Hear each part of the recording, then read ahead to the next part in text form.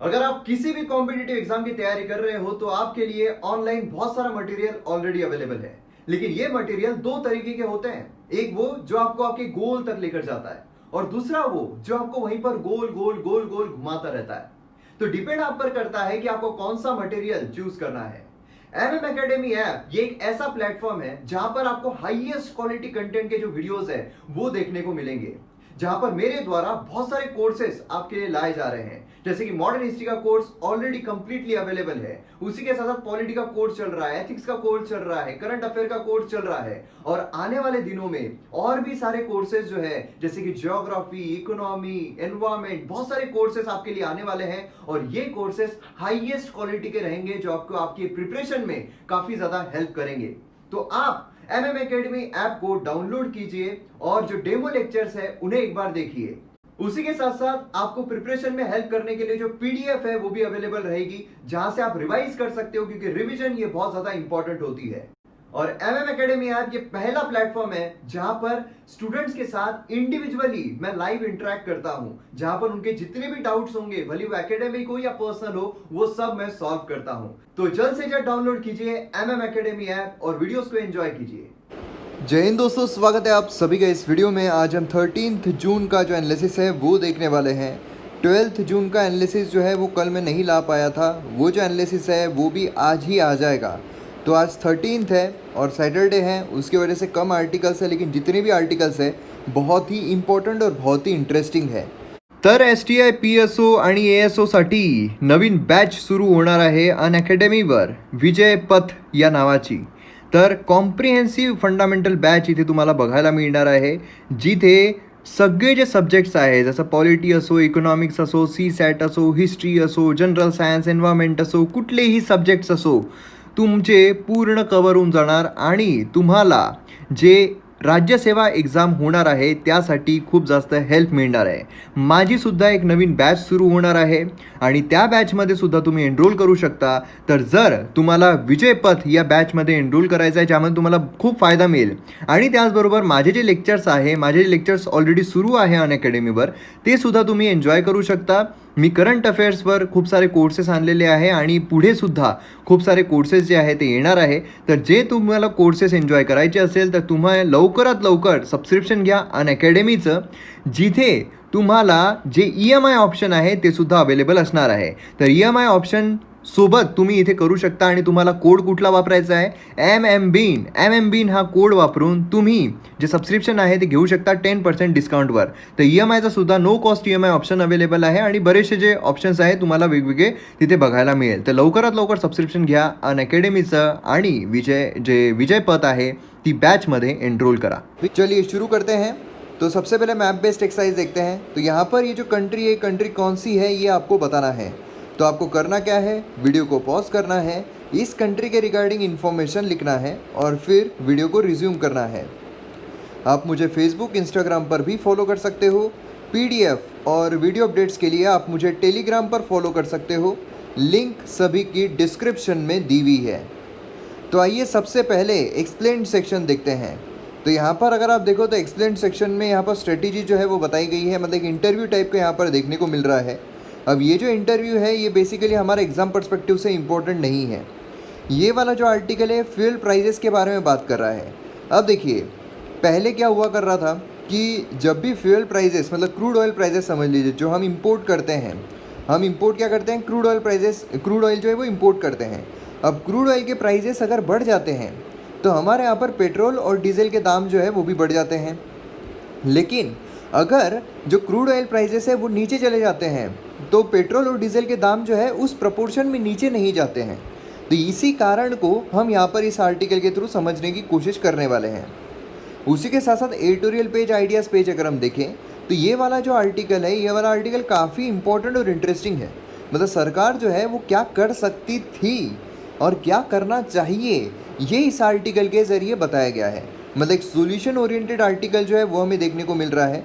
और सिर्फ solution oriented ही नहीं, तो यहाँ पर क्या किया जा सकता है अभी भी, तो ये आर्टिकल में हमें देखने को मिल रहा है। तो ये सिर्फ एग्ज़ाम पर्सपेक्टिव से ही नहीं, लेकिन जनरल अवेयरनेस पर्सपेक्टिव से भी हर इंसान को जानना बहुत ज़रूरी है कि सरकार जो है वो क्या कर सकती थी या फिर सरकार ने क्या करना चाहिए।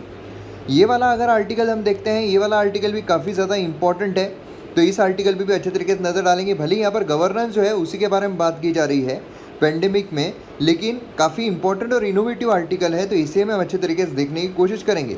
उसी के साथ साथ ये वाला आर्टिकल जो है कपिल सिब्बल साहब ने लिखा हुआ है कोर्ट के बारे में। ये वाला आर्टिकल जो है, ये वाला आर्टिकल हमारे एग्जाम पर्सपेक्टिव से इम्पोर्टेंट नहीं है। और ये वाला जो आर्टिकल है बेसिकली ये जो एक्विजिशंस है उसके बारे में आर्टिकल बात कर रहा है। तो चलिए शुरू करते हैं आज के जो आर्टिकल्स हैं। तो सबसे पहले तो एक न्यूज़ आर्टिकल हम देखने वाले हैं, मतलब हम एक्सप्लेन सेक्शन और एडिटोरियल आइडियाज़ पेज जाने से पहले एक न्यूज़ आर्टिकल है उसे हम कवर करेंगे जो कि काफ़ी ज़्यादा इंपॉर्टेंट है। अब यहाँ पर नेपाल बॉर्डर जो है वहाँ पर ओपन फायरिंग जो है हमें देखने को मिली है। कहाँ पर? काला पानी एरिया जो कॉन्फ्लिक्ट में चल रहा है वहाँ पर क्या? जी नहीं, वहाँ पर नहीं। जो बिहार क्रॉसिंग है वहाँ पर देखने को मिला। अब ये आप बिहार देखोगे, ये पटना है, और यहाँ पर आप देखिए, यहाँ पर ये जो एरिया है यहाँ पर हमें जो फायरिंग है वो देखने को मिली है। अब उसमें जो इंडियन है उसकी जान भी गई है और कुछ जो है वो इंजर्ड भी हुए हैं। अब ये बेसिकली हुआ क्यों है? अब देखिए, जो पेंडेमिक है, कोरोना वायरस है, उसके चलते जो नेपाल है उन्होंने बॉर्डर सील कर दी। मतलब जो नेपाल है उसमें कोई आ नहीं सकेगा, वहाँ से कोई बाहर जा नहीं सकेगा। लेकिन इसके बावजूद काफ़ी सारे इंडियंस और नेपालीज जो है वो अलग अलग पासेस के थ्रू नेपाल में एंटर कर रहे हैं और भारत में एंटर कर रहे हैं। और इसी के चलते कुछ दिन पहले नेपाल की तरफ से, क्योंकि नेपाल और इंडिया के बीच में टेंशन जो है वो कंटिन्यू चल रहे हैं, तो इसीलिए कुछ दिन पहले नेपाल जो है उनकी तरफ से बोला भी गया था कि इंडियंस की वजह से जो कोरोना वायरस है नेपाल में काफ़ी ज़्यादा फैल रहा है। ऐसा भी नेपाल की तरफ से बोला गया था। अब ऐसे सिनारियो में आप देखोगे तो नेपाल जो है वहाँ पर ये जो पेंडेमिक है इसके चलते जो बॉर्डर सील की गई थी, तो यहाँ पर जो पुलिस है, जब जो इंडियंस है वो अपने रिलेटिव से मिलने के लिए जा रहे थे, तो फिर यहाँ पर पुलिस वालों ने उन्हें अड़ा दिया और फिर उसके बाद कुछ वहाँ पर जो बातें हैं वो हुई और फिर जो फायरिंग है वो हमें देखने को मिली, जिसमें इंडियन की जान भी जो है वो चली गई। अब अगर आप पेंडेमिक देखोगे तो क्या इतनी खराब या फिर गंभीर हालत हमें नेपाल में देखने को मिल रही है? जी हाँ, नेपाल में पेंडेमिक के चलते बहुत ख़राब और बुरी हालत है। काफ़ी ज़्यादा कोरोना वायरस केसेस वहाँ पर देखने को मिल रहे हैं और उसी के साथ साथ यहाँ पर जो बॉर्डर सील की गई है इसका विरोध भी, हमें जो प्रोटेस्ट है वो भी काफ़ी ज़्यादा देखने को मिला है। जो सरकार है उनके अगेंस्ट में भी काफ़ी ज़्यादा प्रोटेस्ट जो है वो देखने को मिले हैं। अब ऐसे सिनारियो में यहाँ पर हमारे लिए इम्पॉर्टेंट क्या हो जाता है एग्ज़ाम पर्सपेक्टिव से? ये तो हमने देख लिया कि करंट सिनारियो चल क्या रहा है। करंट सिनारियो ये चल रहा है कि जो इंडियंस है उन पर फायरिंग की गई है। उसी के साथ साथ जो हमारे तरफ से ये भी बोला गया कि ये जो चीज़ है ये अवॉइडेबल थी, मतलब अगर चाहते तो ये चीज़ नहीं हो सकती थी, मगर इसे अवॉइड नहीं किया गया। अब यहाँ पर आप देखोगे इंडिया और नेपाल, एग्ज़ाम पर्सपेक्टिव से जो इंपॉर्टेंट चीज़ आती है स्टैटिक पोर्शन से रिलेटेड, हमारा जीएस पेपर 2 है उसमें जो इंटरनेशनल रिलेशंस आते हैं, तो हमारे नेपाल के साथ रिलेशंस किस तरीके के हैं। इंडिया और नेपाल जो है वो सिमिलर टाइज यहाँ पर शेयर करते हैं in terms of Hinduism and Buddhism with Buddha's birth place Lumbini located है प्रेजेंट डे नेपाल में। दो कंट्रीज़ जो है वो सिर्फ ओपन बॉर्डर शेयर नहीं करती है। नेपाल के साथ हम ओपन बॉर्डर शेयर करते हैं, तो सिर्फ ओपन बॉर्डर ही शेयर नहीं करते हैं, लेकिन यहाँ पर जो अनहिंडर्ड मूवमेंट है वो भी हम यहाँ पर शेयर करते हैं। मतलब यहाँ पर आपको अगर मूवमेंट करना है तो ज़्यादा आपको कुछ मगजमारी करने की ज़रूरत नहीं होती है। उसी के साथ साथ यहाँ पर क्लोज बॉन्ड जो है वो भी हमें देखने को मिलता है through marriages and familial ties, है ना, जिसे पॉपुलरली कहा जाता है रोटी बेटी का रिश्ता। ये एक बहुत इंपॉर्टेंट चीज़ है। रोटी बेटी का रिश्ता डायरेक्टली एग्जाम में आ सकता है कि हम किस कंट्री के साथ शेयर करते हैं। ठीक है, तो ये हम शेयर करते हैं नेपाल के साथ, ना कि भूटान के साथ। तो यहाँ पर हम बहुत सारी जो चीज़ें हैं फैमिलियल टाइज जो है वो भी शेयर करते हैं। मतलब एक लॉन्ग हिस्ट्री जो है वो हमें देखने को मिलती है, फैमिली की हिस्ट्री हमें देखने को मिलती है। India Nepal treaty of peace and friendship जो 1950 में हमें देखने को मिली थी, वो एक बेडरॉक यहाँ पर तैयार करता है स्पेशल रिलेशन जो इंडिया और नेपाल के बीच में एग्जिस्ट करता है। अब ऐसे सिनारियो में यहाँ पर हमें देखने को मिलता है treaty of peace and friendship 1950 exam perspective से बहुत इंपॉर्टेंट है, क्योंकि जिस तरीके के तनाव इंडिया और नेपाल में चल रहे हैं, अभी नहीं काफ़ी दिन पहले से चल रहे हैं, तो इससे रिलेटेड ये जो ट्रीटी है इस पर आपको सवाल पूछे जा सकते हैं। एक्स्ट्रा इन्फॉर्मेशन वीडियोस का यही फ़ायदा होता है कि आपको एक्स्ट्रा इन्फॉर्मेशन के साथ यहाँ पर चीज़ें जो है वो देखने को मिलती है। ये जो ट्रीटी है ये बात करती है रेसिप्रोकल ट्रीटमेंट इंडिया और नेपाली सिटीजन्स के बीच में, और उनके रेसिडेंस बोलिए, प्रॉपर्टी बोलिए, बिजनेस बोलिए और मूवमेंट बोलिए। काफ़ी सारे जो लोग हैं वो नेपाल से यहाँ पर आते हैं जॉब देखने के लिए, काम करने के लिए। जो यहाँ पर प्रॉपर्टी है वो देखने को मिलती है, रेजिडेंस देखने को मिलता है, बिजनेस देखने को मिलता है। उसी के साथ साथ ये नेशनल ट्रीटमेंट जो है इंडिया और नेपालीज दोनों के लिए यहाँ पर सेट करता है बिजनेस। और उसी के साथ साथ यहाँ पर क्या हमें देखने को मिलता है कि नेपाल को एक्सेस देता है वेपनरी फ्रॉम इंडिया, मतलब इंडिया से जो वेपन्स है वो भी यहाँ पर नेपाल जो है वो ले सकता है। तो ये जो treaty of peace and friendship है 1950 की, इसके फीचर्स दिए जा सकते हैं।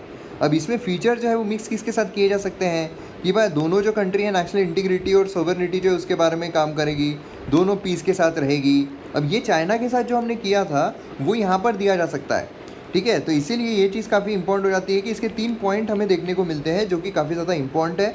सीधा क्वेश्चन आ सकता है, रट्टा मार लीजिए, क्लियर है। मतलब यहाँ पर जो सिटीजन्स हैं उनके बारे में बात की जा रही है कि यहाँ पर रेसिडेंस, प्रॉपर्टी, बिजनेस मूवमेंट, उसी के साथ साथ इंडियन नेपालीज बिजनेस जो है यहाँ पर नेशनल ट्रीटमेंट जो है उनको दी जाएगी। उसी के साथ साथ नेपाल को एक्सेस दिया जाएगा इंडिया के वेपनरीज पर। अब यहाँ पर इम्पोर्टेंस अगर हम नेपाल का देखें कि इंडिया में नेपाल का इम्पोर्टेंस क्या देखने को मिलता है, यहाँ पर आप देखोगे ये है नेपाल, यहाँ पर आप देखोगे बांग्लादेश, यहाँ पर है भूटान, यहाँ पर है जम्मू एंड कश्मीर, यहाँ पर क्या है जम्मू एंड कश्मीर मतलब अब तो ये हो गया है, और उसी के साथ यहाँ पर लद्दाख हो गया है। तो इस तरीके से यहाँ पर जो है वो हमें तिब्बत देखने को मिलता है, इधर चाइना देखने को मिलता है, और उसी के साथ साथ यहाँ पर म्यांमार जो है वो हमें देखने को मिलता है, इधर पाकिस्तान जो है वो देखने को मिलता है। तो अब ऐसे सिनारियो में आप यहाँ पर देखोगे तो इम्पोर्टेंस क्या है नेपाल का। नेपाल जो है वो बॉर्डर शेयर करता है 5 इंडियन स्टेट्स के साथ। ये भी डायरेक्टली क्वेश्चन आ सकता है, मैप बेस्ड क्वेश्चन, कि नेपाल जो है नीचे दिए गए में से कितने स्टेट्स के साथ बॉर्डर शेयर करता है। तो इसमें है उत्तराखंड, उसके बाद आता है उत्तर प्रदेश, फिर आता है वेस्ट बंगाल, सिक्किम और बिहार। यहाँ पर देखिए आप वेस्ट बंगाल अगर आप देखो ना तो यहाँ पर वेस्ट बंगाल आप देखिए इस तरीके से वेस्ट बंगाल जो है वो देखने को मिलता है। वेस्ट बंगाल नेपाल और जो भूटान है दोनों के साथ यहाँ पर बॉर्डर जो उसकी देखने को मिलती है।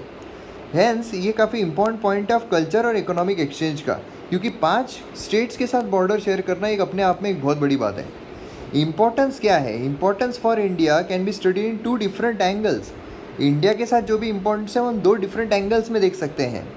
एक तो हमें देखने को मिलता है कि उसका स्ट्रेटेजिक इंपॉर्टेंस है इंडिया की नेशनल सिक्योरिटी के लिए, क्योंकि ये एक बफर जोन की तरह काम करता है। आप देखिए इधर जो है वो चाइना देखने को मिलता है। अब चाइना अगर ये कब्जा कर लेता है यहाँ पर तो सीधी उसकी बॉर्डर जो है वो टच हो जाएगी।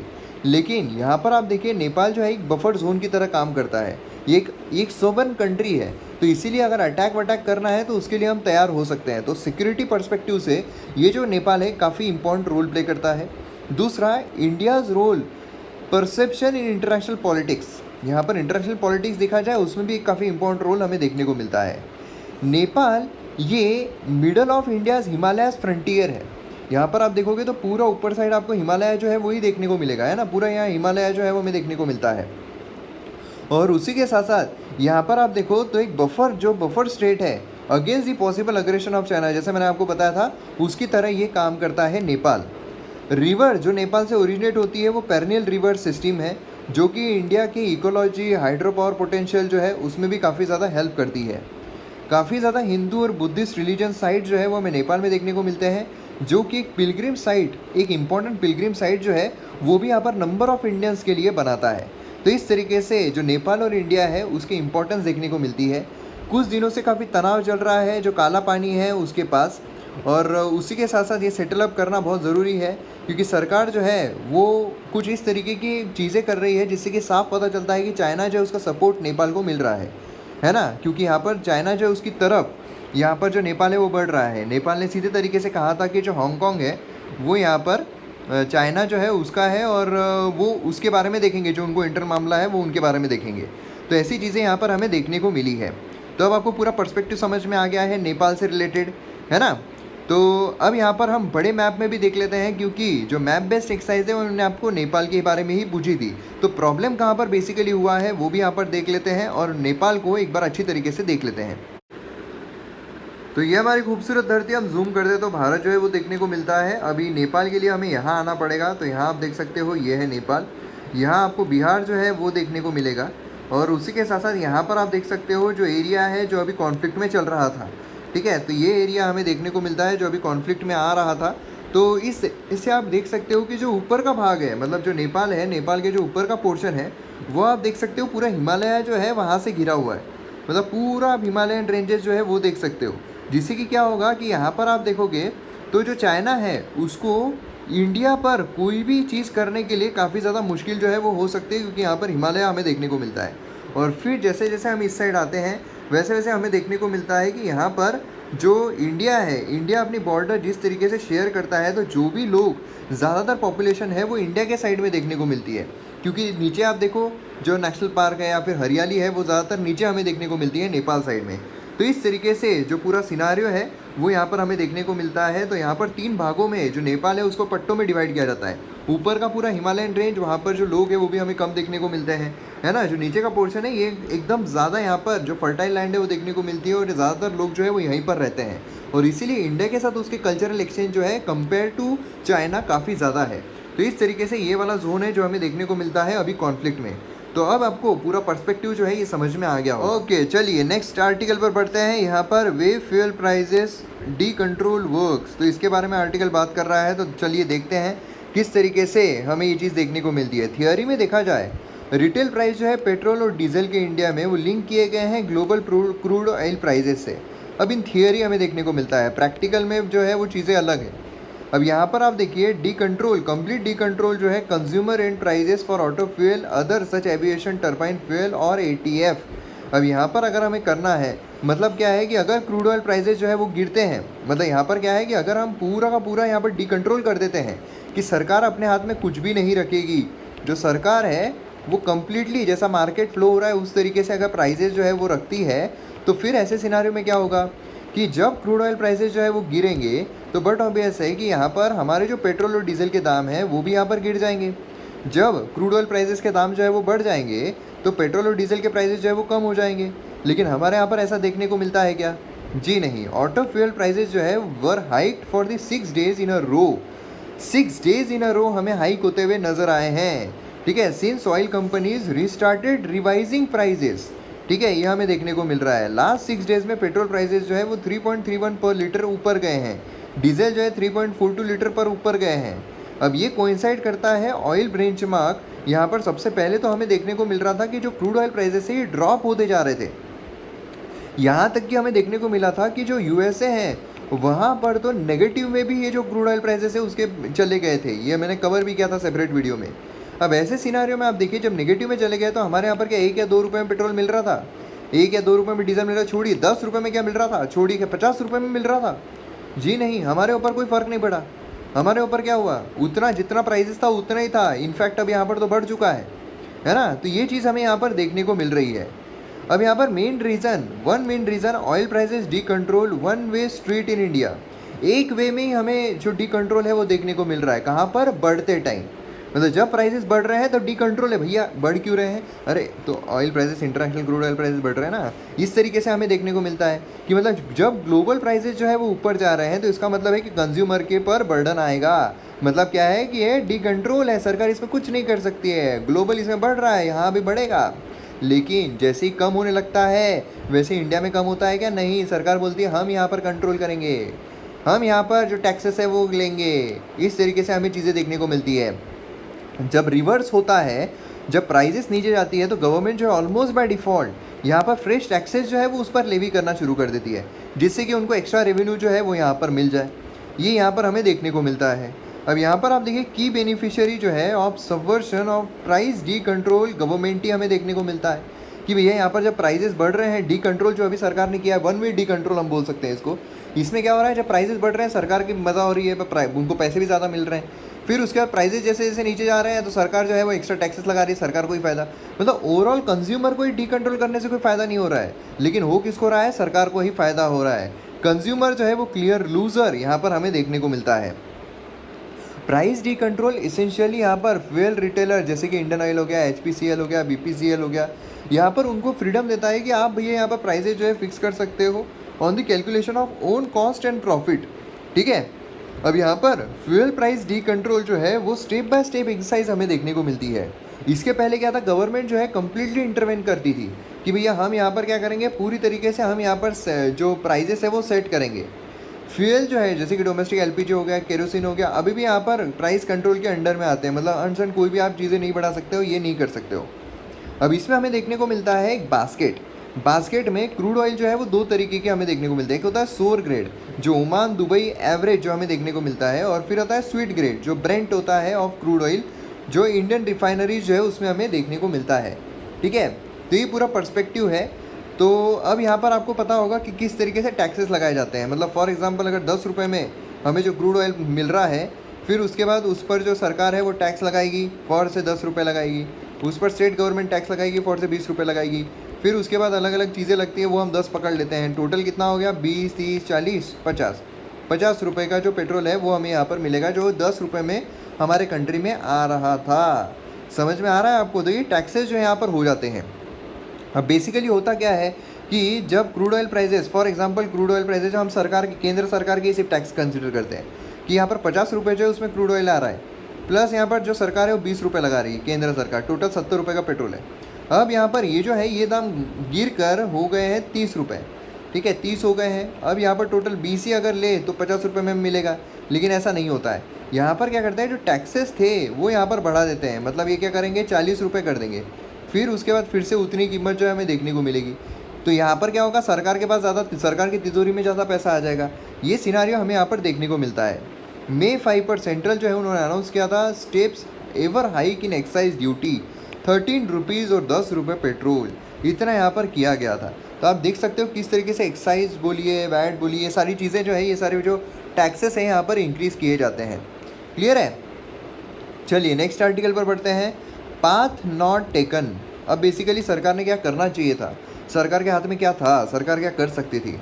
Even after harsh and unforgivable lockdown, ठीक है, unforgiving lockdown more than 60 days, curve जो है कोविड इन्फेक्शन का वो यहाँ पर फ्लैटन नहीं हो रहा है।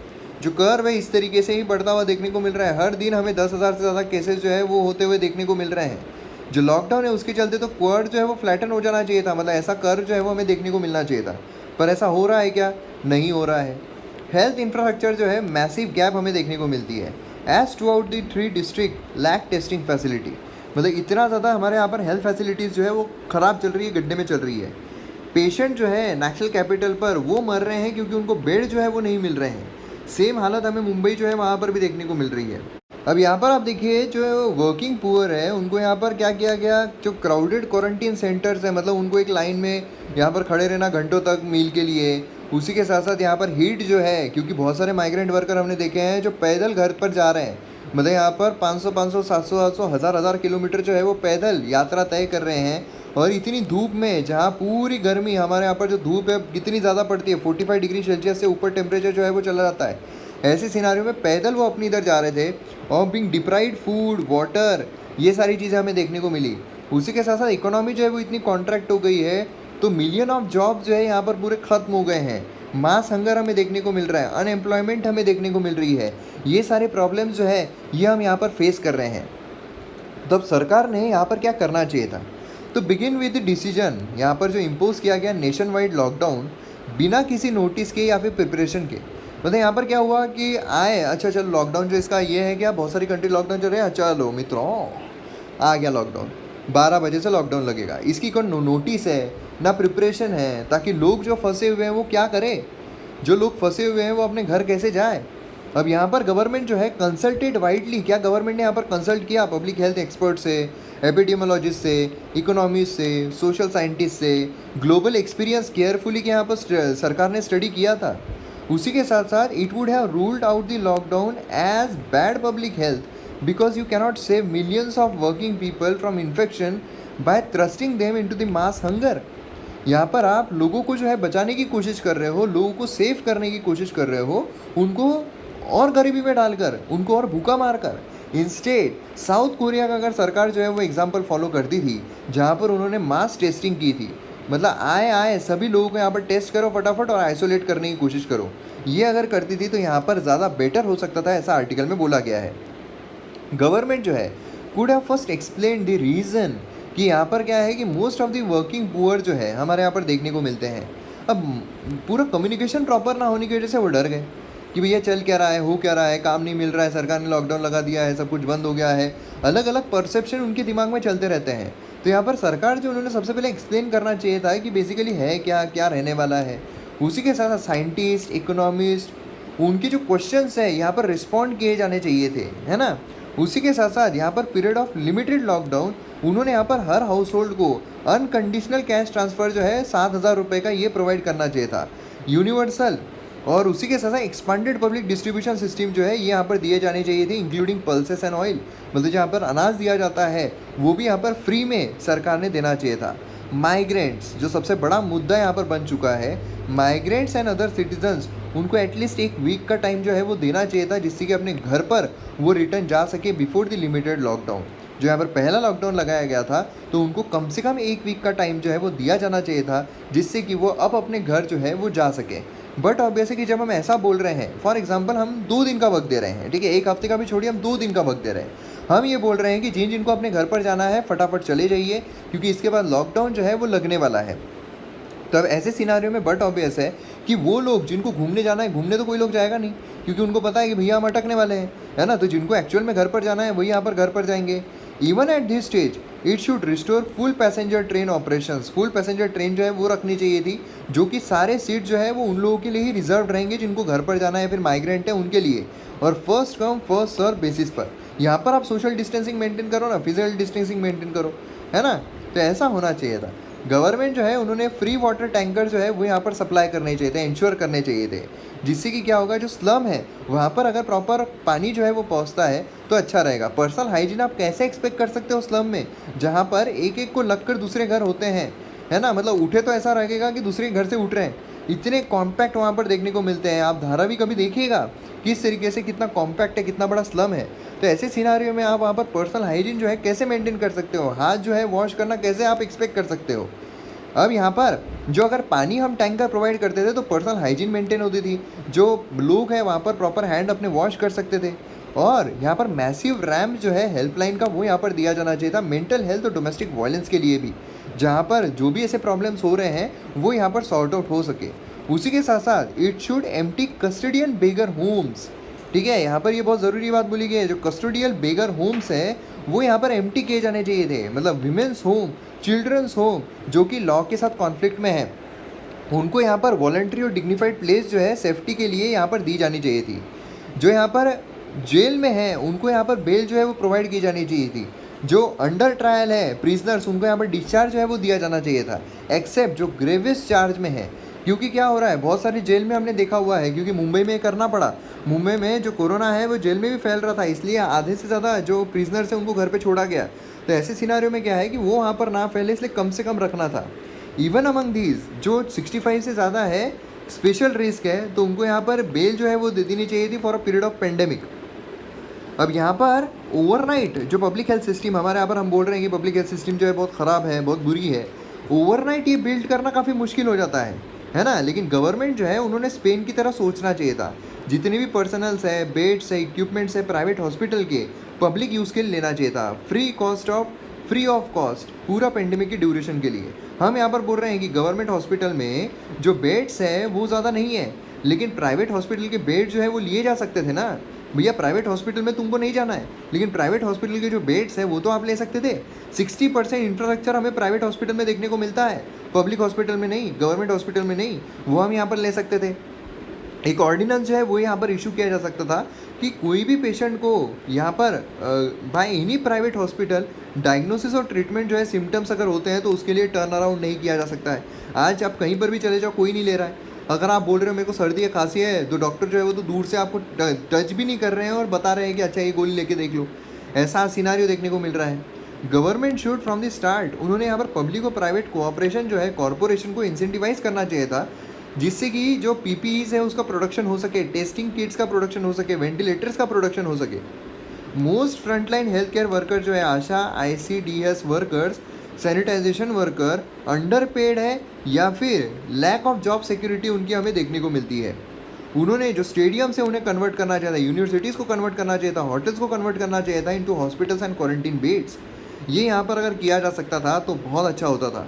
उसी के साथ साथ हर इंसान को रिगार्डलेस ऑफ क्लास उनको यहाँ पर सेम क्वालिटी और क्वारंटीन फैसिलिटी प्रोवाइड, नहीं तो अमीरों के लिए बहुत अच्छी क्वारंटीन फैसिलिटी है, 5 स्टार होटल में रुक रहे हैं, ये सब हो रहा है, लेकिन जो गरीब है उनको यहाँ पर लाइन में लगना पड़ रहा है। उनकी तो हालत उससे बदतर है। घर पे वो अच्छे से रह सकते थे, घर पे वो जिंदा रहते थे, लेकिन क्वारंटीन फैसिलिटी में मर रहे हैं।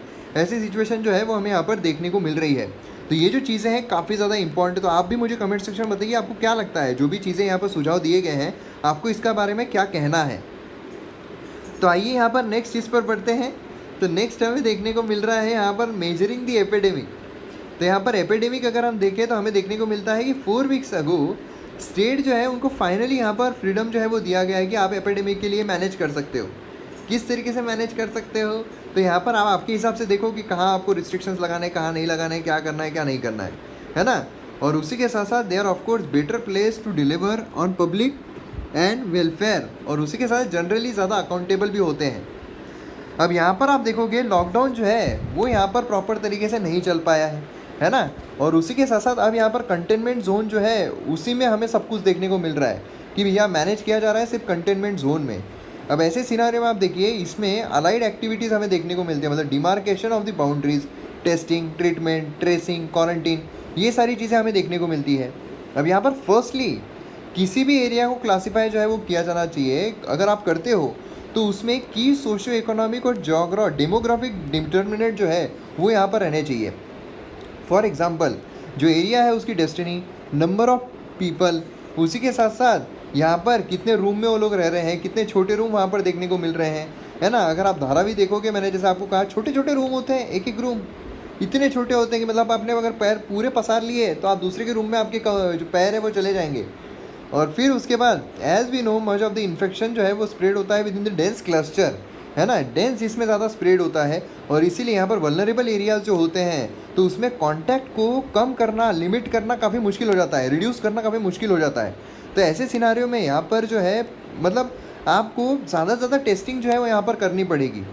उसी के साथ साथ इम्पोर्टेंट डॉक्यूमेंट जो है वो है स्पेसिमेन रेफरल फॉर्म, यहाँ पर क्या है उसका नाम SRF। ये डिज़ाइन किया गया है ICMR के थ्रू, मतलब अगर आप फील करते हो to undertake the PCR corona test, ठीक है। अब यहाँ पर बैकग्राउंड जो है रिकमेंड टेस्ट यहाँ पर रिकॉर्ड किए जाते हैं, जैसे कि इंटरनेशनल ट्रैवल, एक्यूट सिम्टम्स, अगर आपको कोई सिम्टम्स है कंटेनमेंट जोन में हो आप, उसी के साथ सिम्टम्स जो क्लोज कॉन्टैक्ट में अर्लियर केस में होते हैं, असिम्टोमेटिक अगर कोई क्लोज कॉन्टैक्ट में हो, फ्रंट लाइन वर्कर हो, माइग्रेंट हो, है ना। तो यहाँ पर आप देखो कि ये सारे डाटा जो है यहाँ पर कलेक्ट किया जाता है, उसके बाद टेस्टिंग जो है वो की जाती है।